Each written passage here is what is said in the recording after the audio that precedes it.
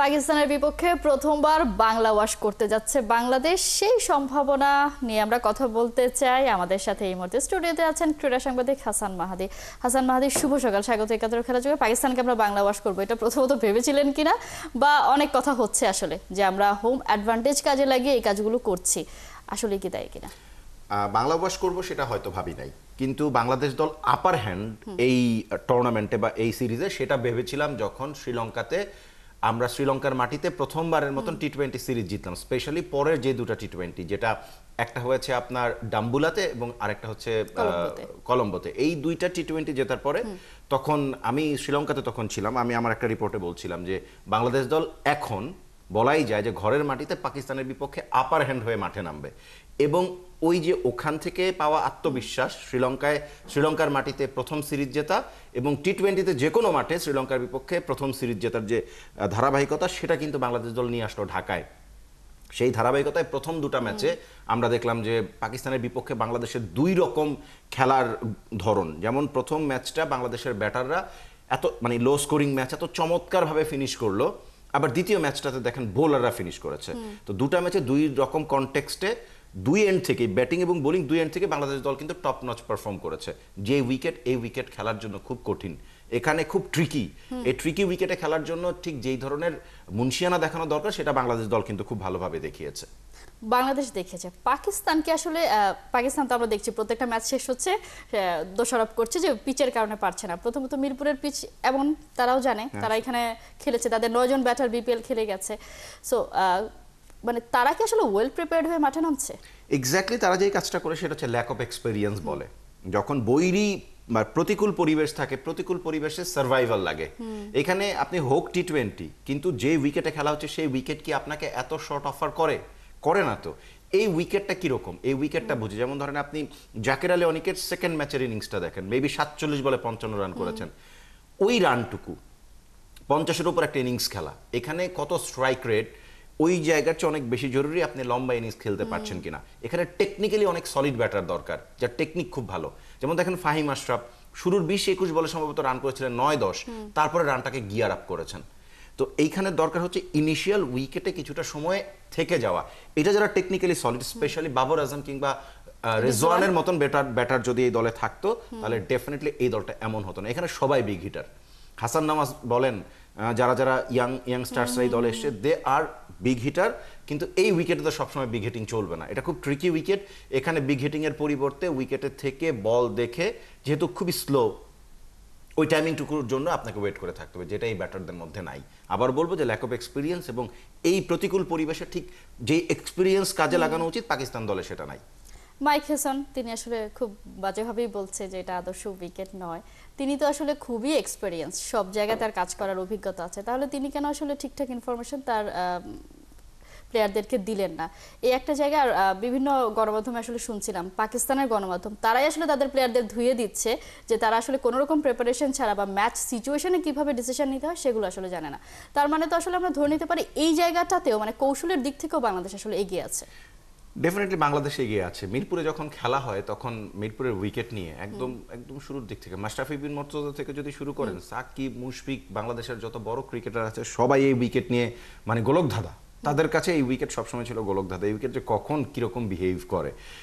শ্রীলঙ্কাতে যখন একদম শেষে বাংলাদেশ দল সিরিজ জিতলো, লিটন দাস বাংলাদেশের টি-20 ক্যাপ্টেন, তার প্রেস কনফারেন্সে এই সিরিজ সম্বন্ধে তাকে যখন জিজ্ঞেস করা হয়েছিল, তখন লিটন একই কথা বলেছে, মিরপুরের উইকেট নিয়ে আসলে আমি নিজেও কোনো কিছু প্রেডিক্ট করে বলতে পারবো না পাকিস্তানের বিপক্ষে আমরা কি ফেভারিট অর নট, কারণ ওই উইকেট কিভাবে বিহেভ করবে, কি করবে, কোন রকম নেচার হবে আমরা জানি না। তারপর আমরা আমাদের সেরা ক্রিকেটটা খেলবো। আপনি যেটা বলছেন যে সব জায়গায় টেকনিক্যালি ট্যাকটিক্স সব জায়গায় বাংলাদেশে এগিয়ে ছিল কিনা, ডেফিনেটলি এগিয়ে ছিল এক্সপিরিয়েন্সের জায়গা থেকেও। এই উইকেটটা যতই গোলকধাঁধা হোক না কেন, তারপরেও আমাদের হোম অফ ক্রিকেট, তো এখানে আমাদের ক্রিকেটাররা ঠিক যেভাবে মানিয়ে নিতে পারে, পাকিস্তানি ক্রিকেটাররা সেভাবে মানিয়ে নিতে পারবে। এবং আপনি যেটা বলেছেন, রমিজ রাজু একটা চমৎকার কথা বলেছে যে প্রতিকূল পরিবেশে কিভাবে ক্রিকেটটা খেলতে, সেটা বাংলাদেশের কাছ থেকে পাকিস্তানের শেখা উচিত। ডেফিনেটলি দুইটা আলাদা আলাদা ম্যাচে দুই ধরনের কনটেক্সটে বাংলাদেশ দল যেভাবে সার্ভাইভ করেছে বা যেভাবে ম্যাচটাকে পুল অফ করেছে, সেটা সত্যিকার অর্থে প্রশংসার তো দাবি রাখি। তবে আমি আবারও মনে করি যে সামনে 2026 টি-20 ওয়ার্ল্ড কাপ কিংবা এশিয়া কাপের আগে এই ধরনের উইকেটে বাংলাদেশ দল যতই মানে জিতুক না কেন বা যেভাবেই যেই দলকে হারাক না কেন, দিন শেষে এটা কিন্তু মিথ্যে বাহাদুরি হয়ে থাকে। 2021 টি-20 ওয়ার্ল্ড কাপের আগের কথা মনে করে দেখেন। একেবারেই তাই, কিন্তু এই জায়গাটা আসলে কি করণীয়? উইকেট নিয়েই তো আমরা আসলে সব থেকে বেশি কথা বলছি, কিন্তু উইকেট কি আসলে ইচ্ছাকৃতভাবেই এভাবে বলা হয়েছে কিনা যে এইভাবেই উইকেটটা করতে হবে, যেহেতু আমরা একটা মোমেন্টাম খুঁজছি বা আমরা এমনও সিচুয়েশন তৈরি হয়েছে জাস্ট লাস্ট মাসেই যে ক্রিকেট আর কেউ দেখবে না, বাংলাদেশের ক্রিকেট শেষ হয়ে যাচ্ছে, তলানিতে চলে যাচ্ছে, সেইটাকে ফিরিয়ে আনার জন্য কি এটা একটা স্ট্র্যাটেজি ছিল, নাকি আসলে আপনি যেটা বললেন যে মিরপুরের উইকেটটাই এমন, তার উপর তো এবার বৃষ্টি ছিল, সবকিছু মিলে মিরপুরের উইকেটটাই এরকম, মানে যিনি বানিয়েছেন এই উইকেট তিনিই বলতে পারবেন, যেটা দুনিয়ার মানে অন্যতম। আর প্রেমাদাসাতে আমরা একই রকম মানে সিমিলার কাইন্ড অফ উইকেট দেখেছি, যেখানে বাংলাদেশ দল 83 রানে জিতলো, ডাম্বুলাতে 83 রানে জিতেছিল, 8 উইকেটে জিতলো হচ্ছে গিয়ে কলম্বোতে, মানে similar kind of wicket, very slowish একটু। তো সেই উইকেট নিয়ে তো আসলে কোনো কথা হলো না শ্রীলঙ্কা নিজের ঘরে। আর প্রেমাদাসের উইকেট নিয়ে তো আসলে কথা হয়েছে, মানে অনেক দল এটা বলেছে যে এরা টি-20 খেলার জন্য খুব একটা ভালো উইকেট না, এবং আমিও সেটা স্ট্রংলি বিলিভ করি যে আপনি টি-20তে ভালো করতে হলে আপনার স্পোর্টিং উইকেটই লাগবে, যে উইকেটগুলোতে আপনার বোলাররা এবং ব্যাটাররা ইভেনলি আপনার ব্যালেন্স করতে পারবে।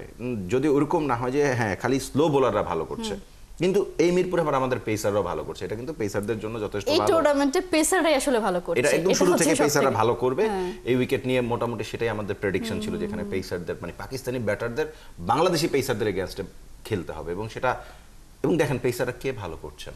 মুস্তাফিজ প্রথম ম্যাচে মানে 6 রান দিয়ে মানে উইকেট নিয়েছেন, রেকর্ড 2টা। সেকেন্ড ম্যাচেও মুস্তাফিজ ভালো করেছেন, এবং সেই ধারাবাহিকতা ডাম্বুলা থেকে শুরু হয়েছে।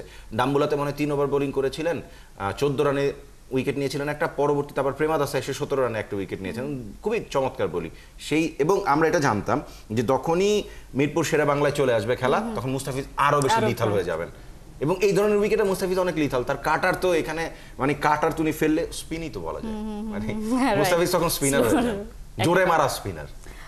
আজকের ম্যাচের একাদশ নিয়ে একটু কথা বলতে চাই। লাস্ট ম্যাচে আমরা দেখেছি ওপেনিং অর্ডার একটা পরিবর্তন এসেছিল, নাইম শেখ সুযোগ পেয়েছিলেন, কাজে লাগাতে পারেননি, তাহলে কি ধরে নিতে পারি কিনা তামিম আবার ফিরছে, বা পেসাররা সবাই আসলে ভালো করছে, সেই জায়গায় কোনো চেঞ্জেস আসবে কিনা, সবকিছু মিলে একাদশ নিয়ে কি চিন্তা? আমার কাছে মনে হয় যে আপনি নাইম শেখকে দ্বিতীয় ম্যাচে যদি খুব বড় ধরনের তানজিদ তামিমের বা বড় ধরনের ইনজুরি না হয়, কোনো প্রবলেম না থাকে, তাহলে আপনি কেন তানজিদ তামিমকে রিপ্লেস করবেন?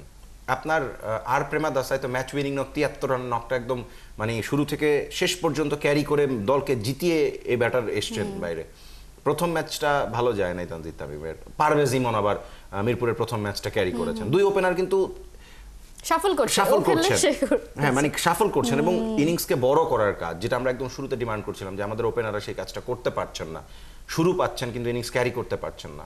তো পরপর দুটা ম্যাচে, একটা কলম্বোতে এবং একটা মিরপুরে এসে প্রথম ম্যাচে ইমন এবং তানজিদ তামিম এই পেয়ারটাকে ভাঙার খুব একটা যৌক্তিকতা, ইনজুরি অন্য কোনো কনসার্ন না থাকলে এই পেয়ারটা কেন ভাঙতে হবে? এদেরকে তো ক্যারি করা উচিত। আবার এটাও কিনা যে একটু বিশ্রাম দেয়া, কি বিশ্রাম দিবেন? টি-20 কি খুব বড় মানে একদম 10টা টেস্ট খেলে ফেলেছেন, আপনি একটা বেঞ্চ পরীক্ষাও তো করতে পারেন। বেঞ্চের পরীক্ষা আমি মানে সেকেন্ড ম্যাচে, যেটা আমার খুবই ক্রুশিয়াল ম্যাচ, যে ম্যাচ আমি জিতলে আমার সিরিজ হয়ে যাবে পাকিস্তানের বিপক্ষে প্রথমবারের মতো, সেই ম্যাচে আমি মানে বেঞ্চ পরীক্ষা করতে যাব, এটা কি হয় নাকি? তার মানে টিম ম্যানেজমেন্ট বেশ সাহসী একটা সিদ্ধান্ত নিয়েছে। সাহসী নিয়েছে না, কোন জায়গা থেকে সিদ্ধান্ত নিয়েছে সেটা বোঝা খুব মুশকিল। অন্য কোনো ইস্যু আছে কিনা আমি ইস্যু জানি না আসলে। এবার বলেন আর কি পরিবর্তন এক্সপেক্ট করছেন? আমার কাছে মনে হয় মানে একদম যেই আপনার মেইন 11টা যেটা আছে, আমরা যেভাবে প্রথম ম্যাচটাতে সাজিয়েছি, আমরা কিন্তু আবার সেকেন্ড ম্যাচে এসে আমাদের পেস ইউনিটও চেঞ্জ করেছি, দুইজন পেসারকে আমরা নেই সেই জায়গায় আবার তাসকিন ছিলেন না। এই যে চেঞ্জগুলো আসে, সেই তাসকিনের ব্যাপারটা আলাদা। তাসকিন আবার একটু ইনজুরি, তাসকিনকে আপনি খেলাবেন হচ্ছে রেশনিং করে, যে এই ম্যাচটা খেলাবো, এরপরে খেলাবো না, এরপরে খেলাবো। আবার তাসকিনের জায়গায় যখন শরীফুল সুযোগ পাচ্ছেন, শরীফুল কিন্তু সার্ভ করে দিচ্ছেন। সো এইটা একটা দারুণ ব্যাপার যে আমাদের পেস ইউনিটে যখনই যে খেলছেন বা যার পরিবর্তে যিনি আসছেন তিনি পারফর্ম করছেন। তানজিদ তামিমের জায়গায় আপনি নাইম শেখকে নিয়ে আসছেন, নাইম শেখ তো সেই জায়গায় খেলতে পারেন নাই বা ভালো করতে পারছেন না। আবার আমরা নাইম শেখকে ডাম্বুলাতে দেখেছিলাম, ডাম্বুলাতে না আপনার প্যাল্লাকিলিতে মনে হয় চারে খেলানো হয়েছিল, মানে খুবই অড একটা পজিশনে, যে পজিশনে উনি খেলেন না। তো সব কিছু মিলিয়ে এটা একটা মানে আমার কাছে মনে হয় যে এত পারমুটেশন কম্বিনেশনে না গিয়ে একটা একদম পারফেক্ট একটা 11কে আপনার সবাই যেন প্রেডিক্টই করতে পারে যে এইটাই আমার মেইন 11। তারপরে যদি কোনো বিশেষ পরিবর্তন হয় একটা দুটো চেঞ্জেস কোনো উইকেট ডিমান্ড বা অন্য কোনো ব্যাপারে থাকে তখন আমি করতে পারি, কিন্তু এই মুহূর্তে একটা সেটেলড ইউনিট দরকার, মানে সেটেলড একাদশ বাংলাদেশে ঠিক করে ফেলা উচিত। একেবারে, কারণ বিশ্বকাপ তো খুব বেশি সময় নেই, তার আগে একেবারে একটা কম্প্যাক্ট একটা টিম নিয়েই প্র্যাকটিসটা করা উচিত বা পরিকল্পনাটা করা উচিত। ফিল্ডিং মিস আমরা দেখছি প্রত্যেকটা ম্যাচে, এটার কারণ কি? মানে আউটফিল্ডে কোনো সমস্যা, না, প্লেয়ারদের ফিটনেসের সমস্যা, মানে কোথায় সমস্যা? পুরনো রোগ, অনেক পুরনো রোগ। আমরা ফিল্ডিং এ সব সময় ক্যাচ ফেলে দেওয়ার ক্ষেত্রে পৃথিবীর মানে যারা ক্যাচ ফেলে দেয় তাদের যদি রেটিং হয়, রেটিং এ বাংলাদেশ নিচের দিকে থাকবে, মানে বেশি ক্যাচ ফেলে দেওয়া দলের মধ্যে একটা। বাংলাদেশের কোনো কোনো ম্যাচে আমরা দেখি যে গ্রাউন্ড এবং এয়ার ফিল্ডিং যথেষ্ট ভালো হয়, কিন্তু মোস্ট অফ দ্য ম্যাচে আমরা এই ভুলটা করি, আমরা ক্যাচ ফেলে দেই, ক্যাচ নিতে পারি না, যেটা আমাদের সেকেন্ড টি20-তে হয়েছে। এবং পাকিস্তান চান্স নিয়েছিল অলমোস্ট, কেউ ক্যাচ ছাড়ার কারণে সেটা হয়েছে। এটা খুব জরুরি। এখন মানে আপনি মডার্ন ডেজ ক্রিকেটটা দেখেন, ক্যাচিং এরকম একটা শিল্পের জায়গায় চলে গেছে, এত দুর্দান্ত দুর্দান্ত সব ক্যাচ আমরা দেখি। ফিলিপসকে দেখার পরে আসলে কোনো কিছু আর ভালো লাগে, মানে যেই ধরনের ক্যাচ গ্লেন ফিলিপস নিয়েছেন বা অন্য ফিল্ডাররাও দেখেন, আপনি ফ্র্যাঞ্চাইজ ক্রিকেটে দেখেন সব অদ্ভুত অদ্ভুত ক্যাচ হয়। সেই জায়গা থেকে সহজকে যখন পড়ে যায় বা ওই ধরনের ক্যাচ যখন আমরা দেখি না, বাংলাদেশ দল যে ধরে নাই তা না, ধরেছে, কিন্তু ধারাবাহিকতা, যে হ্যাঁ আমরা সবসময় ধরতে পারি, আমরা গুড ফিল্ডিং সাইড। একটা ভালো ব্যাটিং ইউনিট 5 দিন ভালো করলে 6 দিন 7 দিনের দিন কলাপস করবে। একজন ভালো ব্যাটার আপনার একটা ইনিংসে এক বলে আউট হওয়ার জন্য যথেষ্ট। আজকে 100 করলে পরের দিন 0 রানে আউট হতে পারে, তারপরের দিনও 0তে আউট হতে পারে। একজন বোলার একদিন ভালো বোলিং করলে পরের দিন খারাপ বোলিং করতে পারে, কিন্তু একজন ফিল্ডার রেগুলার বেসিসে ভালো ফিল্ডিং করবে। তো একটা ভালো ফিল্ডিং ইউনিট একটা ম্যাচে কমসে কম 30 রান থেকে 35 রান বাঁচায়। তো গুড ফিল্ডিং ইউনিটের কোনো ব্যতিক্রম নাই। নিশ্চয়ই, আর আমাদের তো নতুন কোচও আছে, নিশ্চয়ই সেই ব্যাপারটা দেখবে, এবং এটা খুবই আসলে দৃষ্টিকটু লাগে। এবং আমরা তো দেখি ক্যাচ ফেলে দেওয়ার পরে ম্যাচের আসলে মোমেন্টামটা একটু ঘুরে যাওয়ার ব্যাপার হয়ে যায়। যদিও আমাদের কপাল ভালো যে 2টা ম্যাচ আসলে ফিল্ডিং মিস বলি বা অন্য কিছুতে যারা ব্যর্থ হয়েছে সেটা আসলে খুব বেশি হয় ব্যাটাররা না বোলাররা, 2 ইউনিট মিলিয়ে আসলে বাঁচিয়ে দিয়েছে আজকে বাংলা ওয়াশ। প্রত্যাশা আমরা করতেই পারি যেভাবেই হোক বাংলাদেশ বাংলা ওয়াশটা করে ফেলছে পাকিস্তানকে, সেই প্রত্যাশায় হাসান মাহদি অসংখ্য ধন্যবাদ।